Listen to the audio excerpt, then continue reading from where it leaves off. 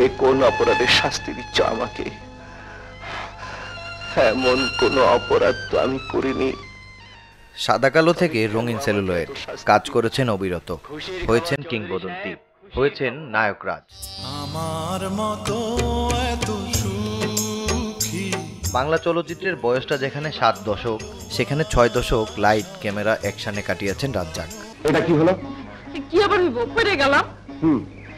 নায়করাজের জন্ম 1942 সালের 23 জানুয়ারি পশ্চিমবঙ্গে। দেশ ভাগের সময় পরিবার নিয়ে পাড়ি জমান বাংলাদেশে, থিত হন চলচ্চিত্রে। এই বাড়ি তো আর এখন মন্দির নেই, শুরিখানা হয়ে গেছে। আর শুরিখানায় বাস করতে গেলে যে কোনো সময় স্বভাব পাল্টে যেতে পারে।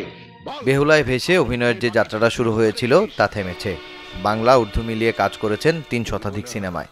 উনি পরিচালক হিসাবে, প্রযোজক হিসাবে এত ভালো মানুষ ছিলেন এবং এত সুন্দর নিয়ম মেনে চলতেন, আমি অন্য কোনো ইউনিটের কোনো পরিচালক, কোনো প্রযোজককে আমি অন্তত কখনো দেখিনি।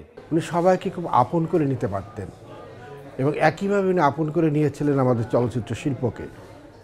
আমাদের চলচ্চিত্র শিল্প যখনই কোনো ক্রাইসিসে পড়েছে, যখনই কোনো একটি সিদ্ধান্তহীনতায় ভুগেছে, তখনই আমরা শরণাপন্ন হয়েছি রাজ্জাক সাহেবের।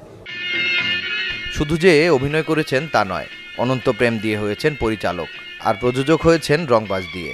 তো বাংলা চলচ্চিত্র যতদিন বাংলাদেশে থাকবে, বাংলা ভাষা থাকবে, আমি মনে করি রাজ্জাক সাহেব, নায়করাজ রাজ্জাক, উনি বেঁচে থাকবেন সমগ্র বাঙালির মাঝে। বেঁচে থাকলে আজ এই কিংবদন্তি উদযাপন করতেন জীবনের 83তম জন্মদিন।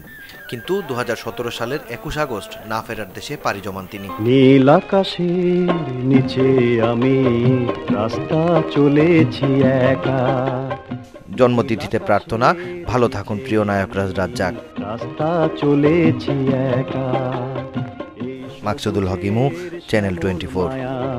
এই সবুজের